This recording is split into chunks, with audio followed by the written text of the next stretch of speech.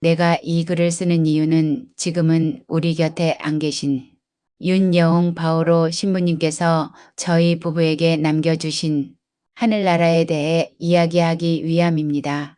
신부님은 당신의 삶을 티끌만큼도 남겨두지 않고 오직 예수님의 생애를 닮으려 한없이 뜨거운 열정으로 사셨습니다. 그분의 고결한 노고를 기리고 한 몸이기를 거부하던 우리 부부를 어떻게든 묶어주시려 했던 신부님의 깊은 고통을 기억하며 이 글을 신부님 영전에 바칩니다. 정확한 연도는 기억나지 않지만 신부님께서 우리 본당에 오셨던 그 해 저는 신앙생활에 전혀 관심이 없었습니다. 저희 집은 매일 전쟁터였습니다. 밥상이 문 밖으로 날아가고 살림살이가 부서지는 소리가 우지끈 뚝딱 하루도 조용할 날이 없었습니다. 남편을 향한 화는 머리끝까지 치솟았지만 억눌린 분노는 밤마다 남 몰래 동네를 배회하는 것으로 풀어야 했습니다. 온몸에는 시퍼런 멍이 들어 구렁이가 감긴 듯했고 차마 목욕탕에 갈 엄두도 못 내고 남의 집 부엌 바닥에 쪼그려 앉아 찬물을 끼얹어야 했습니다. 끝없이 이어지는 신세 한탄과 종잡을 수 없는 남편의 변덕은 저를 미치도록 몰아붙였습니다. 이웃 어른들이 저희 부부에게 조언을 해주시는 날이면 어김없이 살림살이가 괴성을 질렀고 저를 동정하며 찾아왔던 아주머니들이 돌아가고 나면 남편의 얼굴은 불그락부르락 변하며 금방이라도 주먹이 날아올 것만 같았습니다. 저의 삶은 그런 날들의 연속이었습니다. 집안의 공기를 눈치챈 이웃들은 아예 발걸음을 하지 않았습니다. 저는 더욱더 외롭고 슬프고 처량해졌습니다. 오손도손 살아가는 이웃 가정을 볼 때마다 그림의 떡처럼 여겨 한없이 흐느껴 울었습니다. 이 지옥 같은 날들이 눈처럼 쌓이는 세월이 거듭되었고 이웃들조차 무방비 상태에 놓인 저를 더 이상 위로하지 못했습니다. 남편의 주먹에 힘없이 엎어져 기력을 잃으면 남편은 무슨 생각이 들었는지 한약을 다려 먹이고 고기와 과일을 사다 주었습니다. 그리고 별별 기상천외한 우스갯소리로 저를 달랬습니다. 처음에는 그런 남편의 모습에 마음이 풀려 폭력을 용서했지만 한번 눈 감아주다 보니 그 약속은 뜀박질하듯 매번 깨졌습니다. 그 누구도 그 무엇도 남편의 소나기에서 저를 구해줄 수 없었습니다. 처음엔 이웃 보기가 창피해 소리 한번 지르지 못했지만 까닭없이 주먹이 날아들어 두 볼에서 불빛이 번쩍거릴 때면 더 이상 도망칠 곳이 없었습니다.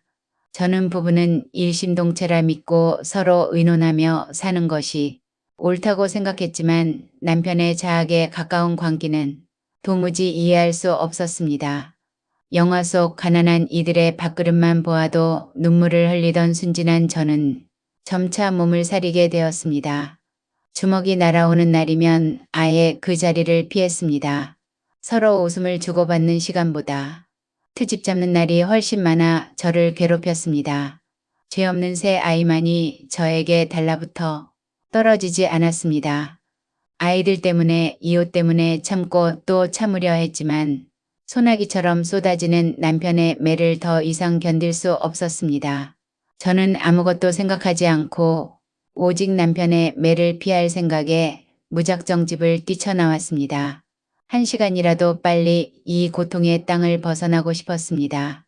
혹시라도 남편에게 덜미를 잡힐까봐 발을 얽어맬까봐 미친 듯이 달렸습니다.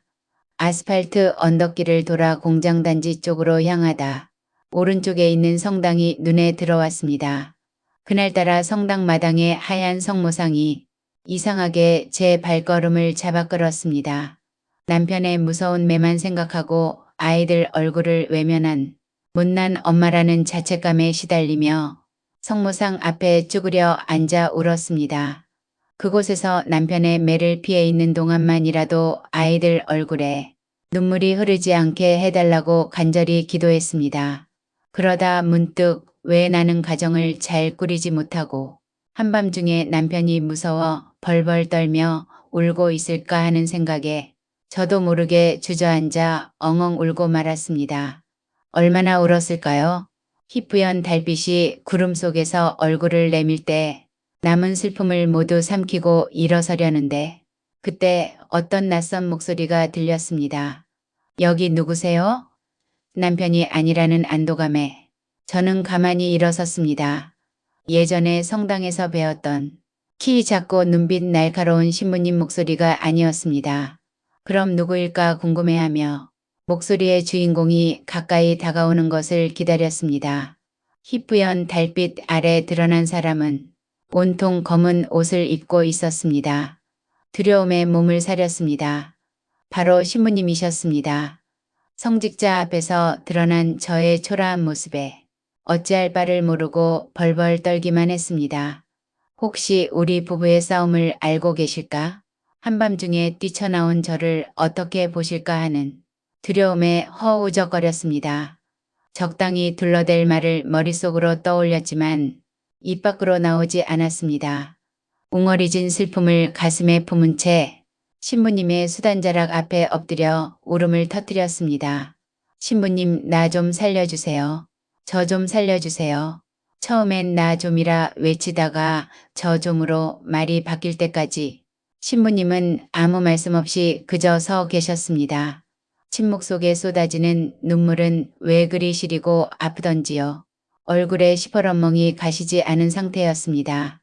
신부님은 침묵 속에 울고만 있는 저에게 아이들이 몇 명이냐고 물으셨습니다. 저는 대답 대신 더욱 서럽게 흐느꼈습니다. 도끼날 같은 남편의 눈빛과 칼날 같은 냉대를 들으며 살아온 지난 시간들이 신부님의 한마디에 녹아내려 흘러가는 것 같았습니다. 일요일이 몇 번 지나도록 저는 여전히 얻어맞는 신세를 면치 못하고 있었습니다. 그러던 어느 날 작은 딸 미니 베로니카가 엄마, 예수님이 왔어 라고 말했습니다. 저는 무심히 받아넘겼습니다. 어이구, 우리 같은 집에 예수님은 안 와. 날마다 싸우는 집에 누가 오겠니? 하지만 딸은 아니 엄마 진짜야 저기 봐 지금 여기 오셨잖아 하며 저를 이끌었습니다. 문 밖에는 정말 신부님께서 하얀 햇살을 받으며 서 계셨습니다. 딸은 신부님을 늘 예수님이라 불렀고 신부님은 딸에게 안녕하세요. 인디언 꼬마 아가씨 라며 농담을 하셨습니다. 피부색으로 놀림받던 아이가 오히려 기뻐하는 모습에 저는 놀라움과 동시에 겸연쩍은 마음에 고개만 푹 숙였습니다. 그때 베로니카가 예수님 이리 오세요 라며 저 대신 신부님을 맞이했습니다. 아이의 조그만 입에서 혹시나 싸움 이야기가 나올까 봐 저는 가슴을 졸였습니다. 저는 가게에 가서 맥주를 사왔지만 신부님은 소주를 달라고 하셨습니다. 인디언 아가씨 이거 팔고 소주로 바꿔오세요. 철없는 딸은 감격하며 와 진짜 예수님이시네. 고맙습니다. 라고 소리쳤습니다. 그때 막 집에 남편이 눈빛을 찡그리며 들어왔고 딸은 엄마 아빠 오셨어 라고 말했습니다. 저는 신부님보다 남편의 눈치를 살피기 바빴습니다. 신부님은 마침 잘 되었다며 남편에게 사제관 보일러를 봐달라고 부탁하셨습니다. 아이들이 소주 2병과 과자를 안고 왔습니다. 막내 아들은 옆에서 듣기에도 민망할 정도로 와샤샥 와샤샥 소리를 내며 과자를 먹었습니다. 그 소리가 마치 제 귀를 때리는 망치 소리처럼 들렸습니다. 맥주를 드셨으면 조금이나마 창피한 마음이 가려졌을 텐데 굳이 소주로 바꿔 드시는 신부님은 지워지지 않는 십자가가 되어 저와 남편 사이에 파고들었습니다. 나중에 알게 되었지만 신부님은 이미 시장 구역장을 통해 저희 부부의 사정을 다 알고 계셨습니다. 그럼에도 저는 남편에 대한 미운 감정 때문에 성당에 나가지 못했습니다. 스스로 남편의 폭력을 참아낼 용기가 생길 때까지 미사를 미뤘습니다. 이웃들은 옛날부터 신앙을 가졌다던 집이 왜 이리 싸움이 그치질 않느냐며 수군거렸습니다. 하지만 새 아이들은 일요일마다 텔레비전 만화 주제가를 부르며 성당에 간다고 수선을 피웠습니다. 엄마 나 오늘 예수님 뵈러 가니깐 머리 예쁘게 빗겨줘. 응? 아이들은 신부님이 주신 맥주를 과자와 바꿔 먹은 사실이 즐거워 어린이 미사를 빠지지 않고 다녔습니다. 신부님께서는 사제관 보일러를 고쳐달라며 20만 원을 주셨습니다. 저는 그 돈이 행여나 탈이 날까 얼른 남편에게 건넸습니다. 하지만 남편이 눈짐작으로 시공한 연탄 보일러는 실패했습니다. 신부님께서 겨우내 동태처럼 지내셨다는 사실에 저는 명구스러워 고개를 들 수 없었습니다. 남편은 실패의 스트레스를 저에게 주먹으로 풀었습니다. 한껏 미안한 마음이 쌓여 있었던 저는 아무 말도 못하고 흠씬 얻어맞았습니다. 아이들은 건넌방으로 가 이불을 뒤집어 썼습니다. 부모의 추한 싸움 장면을 아이들에게 보여줄 수밖에 없다는 생각에 또 좋은 엄마 역할을 하지 못하는 저 자신에게 절망하며 남편의 주먹과 발길질을 고스란히 맞고 있었습니다. 그때 요란한 전화벨 소리가 울렸습니다. 정신이 가물거리던 저는 받을 수 없었지만 남편이 잠시 쉴 겸 수화기를 들었던 것 같습니다. 혼자 끙끙 앓는 소리가 수화기를 통해 전달되고 있었음을 저는 알지 못했습니다. 잠시 후 방문이 열리며 아이들의 소리가 흐릿한 정신을 일깨웠습니다. 아이들이 엄마 신부님 오셨어 라고 소리쳤습니다. 저는 기절할 것처럼 놀라 바라보았습니다.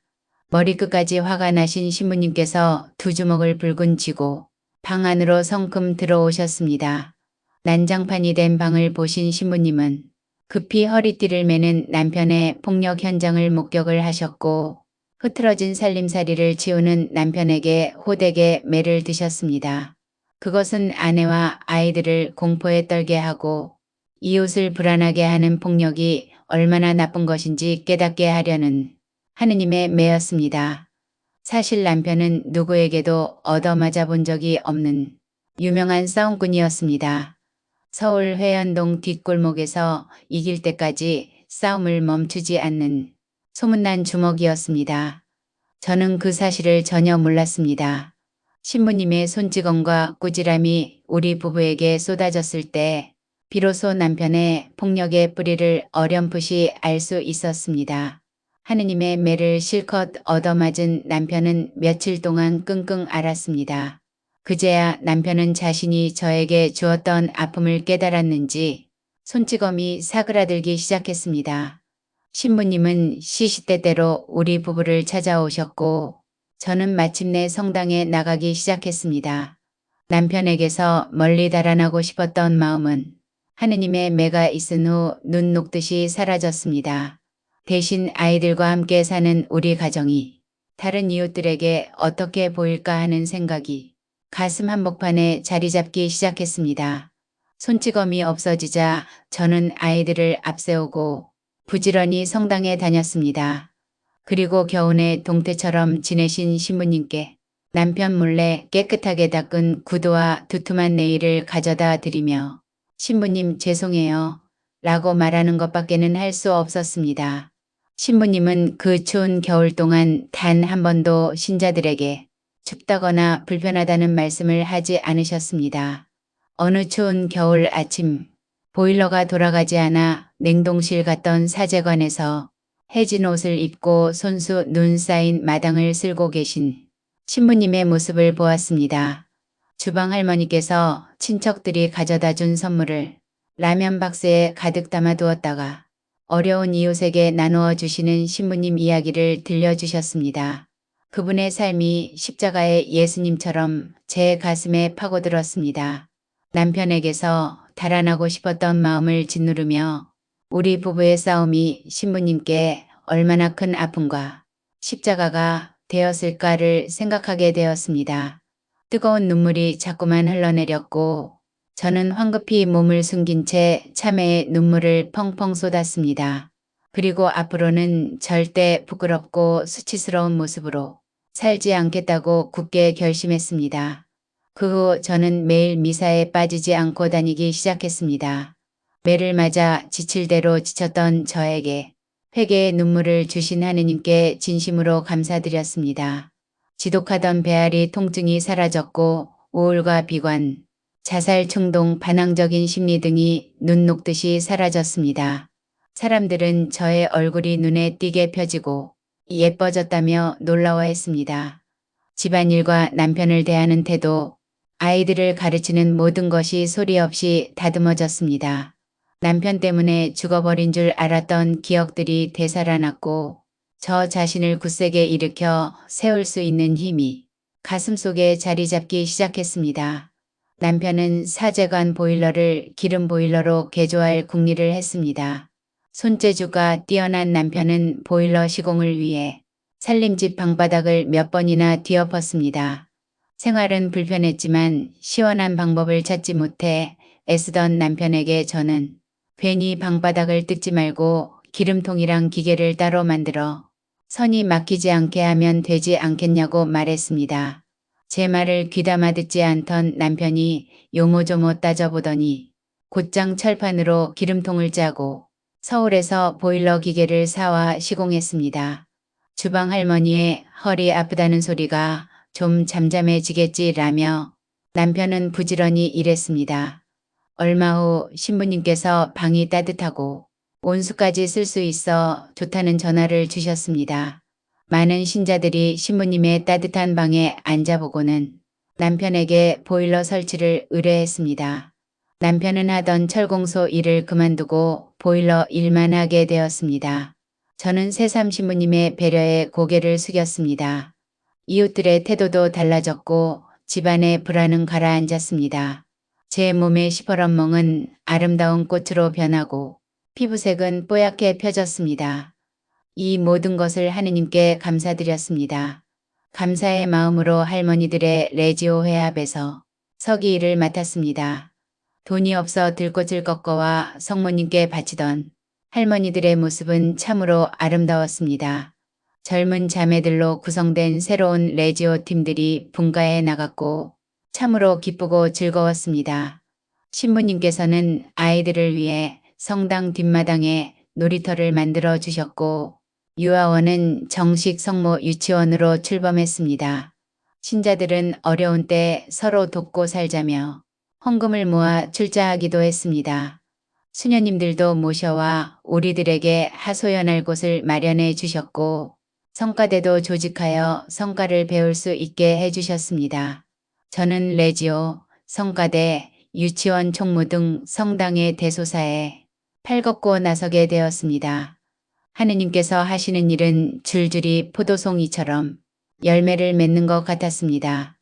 아무런 이해타산 없이 하느님께 저를 희생물로 내어드리자 그분은 값비싼 선물로 갚아주셨습니다. 아이들이 건강하게 자랐고 남편이 교통사고로 병원에 21일이나 입원했지만 기적적으로 회복했습니다. 이 모든 것이 하느님의 은총임을 깨달았습니다. 그럴수록 저는 주는 입장이 되려고 노력했습니다.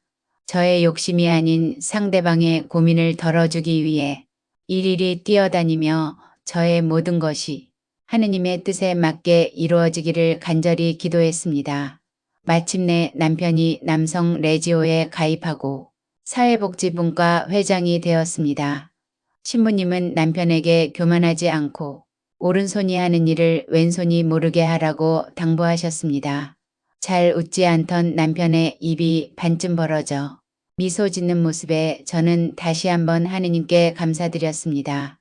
앞으로도 남편이 늘 미소 짓는 모습으로 살아가도록 해달라고 기도했습니다. 할머니 레지오의 노력으로 본당 꾸리아가 탄생했습니다. 차를 2번이나 갈아타던 번거로움이 사라졌습니다. 레지오 단원 간부들이 모여 꾸리아 회합을 가졌고 성모님께서 우리에게 좋은 선물을 주셨습니다. 기도와 봉사, 희생의 정신으로 일하니 통일된 본당의 모습이 드러나는 것 같아 그지없이 아름다웠습니다. 목주알을 굴리는 그 모습을 우리에게 주시려 하느님께서는 신부님의 헤어진 소매자락을 통해 오시는 걸까? 사제관 천장에서 쥐들이 밤마다 잔치를 벌여 신부님께서 잠을 못 주무신다는 사실이 남편의 귀에 들어갔습니다. 저는 이참에 쥐약이나 놓아 완전히 잡으라고 거들었습니다. 남편은 제가 성당에 불편한 점을 이야기만 하면 얼굴 붉힐 일 없이 당장 달려가 해결해 주었습니다. 곧 사제관 수리가 시작되어 한 달 보름 만에 끝났습니다. 저는 추운 겨울 동안 난방도 없이 동트처럼 지내신 신부님 생각에 남편에게 수리비를 받지 말자고 권했습니다. 남편은 용케도 저와 의견이 일치했습니다. 그 후로도 더 많은 보일러 일이 우리를 기다리고 있었습니다. 저는 아무런 보수 없이 하느님께 기쁨이 된다면 성당 일을 남편의 손으로 해결하게 해달라고 기도했습니다. 남편에게 건강을 허락해 주신다면 죽는 날까지 당신에게 빚진 아픔을 갚으며 살겠다고 다짐했습니다. 이 일이 있은 후 신부님께서는 우리 부부를 더욱 예뻐해 주셨습니다. 저녁 미사가 끝나면 남편은 신부님의 보디가드처럼 뒤를 졸졸 따라다녔습니다. 그 덕에 남편은 많은 것을 배웠고 저 또한 남편의 성화를 기대했습니다. 우리 가정은 마침내 성가정의 모습을 닮아갔습니다. 아이들은 주일 미사를 거르지 않고 꼬박꼬박 나갔습니다. 신부님께서 주신 따뜻한 사랑의 나눔이 우리 가정을 살린 자양분이 된 것입니다. 한 번은 남편이 보일러 일의 보수 대신 삽살개 한 마리를 데려왔습니다. 아이들은 기뻐했지만 저는 남편에게 까닭을 물었습니다. 남편은 그 집 주인이 월남전에서 하반신을 잃고 귀국한 분인데 생활고를 못 견딘 아내가 어린 3남매를 두고 가출했다고 말했습니다. 사정이 딱해 돈을 받기 어려웠고 그 집에서 기르던 삽살개 새끼를 대신 가져왔다는 것이었습니다. 저는 말없이 입술만 달싹거렸습니다. 시집 와서 처음으로 남편의 얼굴이 유난히 환하게 보였습니다. 그 후로 남편이 혼자 사는 노인이나 어려운 가정의 일을 봐주는 날이 많아지자 저는 이렇게 기도했습니다. 하느님, 우리 남편에게 좋은 일감을 주셔서 감사합니다. 남편이 당신께서 주신 일감을 짜증내지 않고 하고 당신의 뜻을 아는 지혜를 주시기를 바랍니다. 남편에게 건강을 주셔서 감사합니다. 남편이 옳다고 생각하는 일이면 저는 따지지 않고 무엇이든 해보라고 격려했습니다. 열심히 노력하고 부지런히 살고 참으며 고통과 슬픔의 눈물 속에 핀 꽃이 바로 저희 가정이었습니다. 그것은 곧 평화였습니다. 저는 비로소 평화의 복된 가치를 깊이 느꼈습니다. 거센 자기 주장이 가정을 파탄으로 이끈다는 것을 깨닫고 저의 주장을 잠재워 주신 신부님의 사랑에 다시금 고개를 숙였습니다. 신부님께서 하시는 일이면 무엇이든 믿어주는 역할을 저희에게 주신 하느님께 또 감사드렸습니다. 신부님께서 다른 본당으로 가신다는 소문이 퍼졌습니다. 저는 믿기지 않아 미사에 참례하며 신부님을 확인하곤 했습니다. 신부님은 자신을 위한 소유물이 아무것도 없었습니다. 사제관의 책을 모두 신자들에게 주셨고 깨끗한 옷은 아끼는 사람들에게 나누어 주셨습니다. 늘 가난한 사람들의 어려움을 귀담아 들으시는 그분의 태도는 저희의 가슴을 울렸습니다. 그러던 어느 비바람 치던 밤 남편이 보일러 재료를 사러 간 사이 신부님께서 저희 집을 찾아오셨습니다. 신부님은 남편이 있는지 물으셨고 저는 없다고 대답했습니다. 그러자 신부님은 살짝 한 걸음 안으로 들어서며 너희들 예서 오래도록 살아. 누가 와서 땅을 팔라고 해도 팔지 마. 알았지? 라고 말씀하셨습니다. 그분의 목소리에 빗소리가 섞인 듯 진한 슬픔이 느껴졌습니다.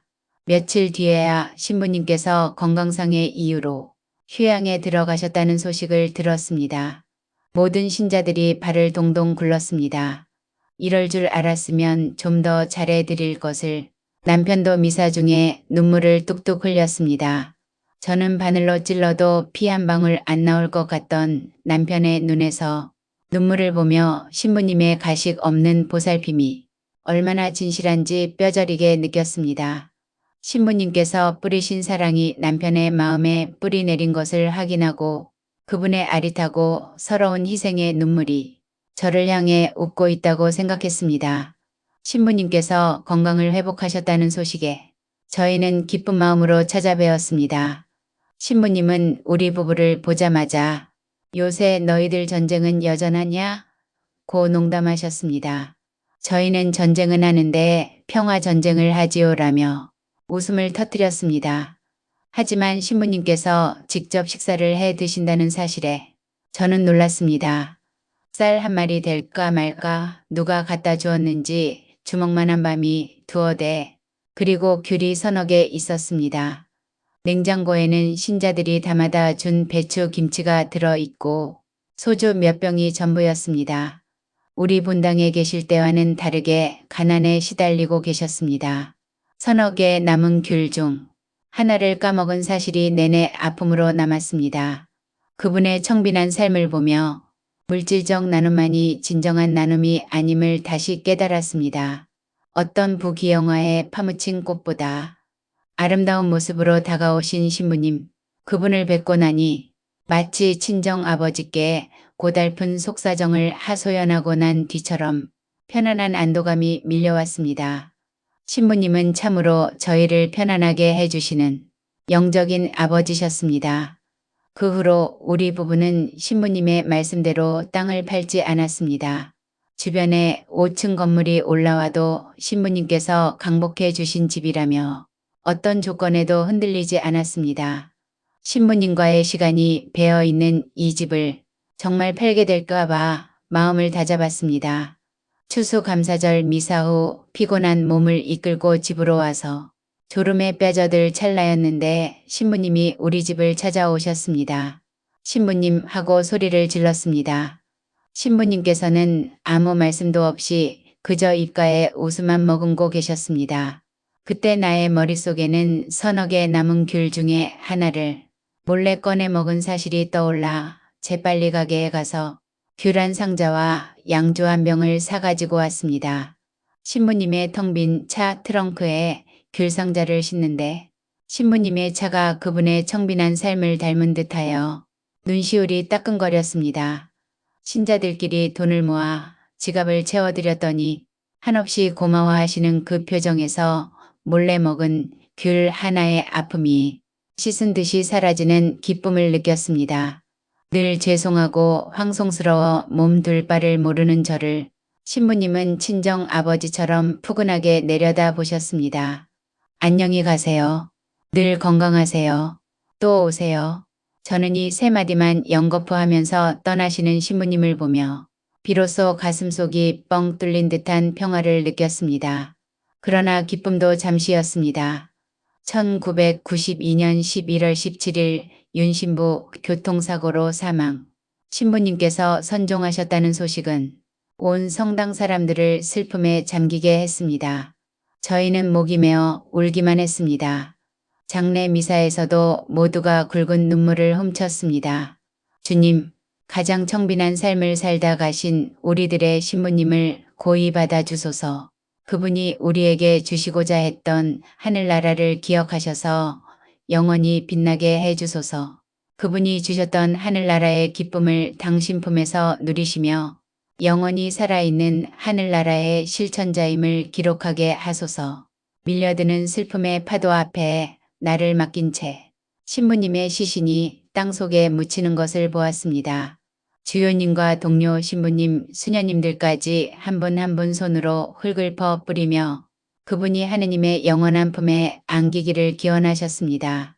신부님은 가셨습니다. 그러나 신부님께서 우리에게 주신 하늘나라는 우리들의 가슴에 영원히 살아있는 나무가 되어 잊히지 않는 하늘나라의 모범으로 깊이 살아계실 것입니다. 감사합니다.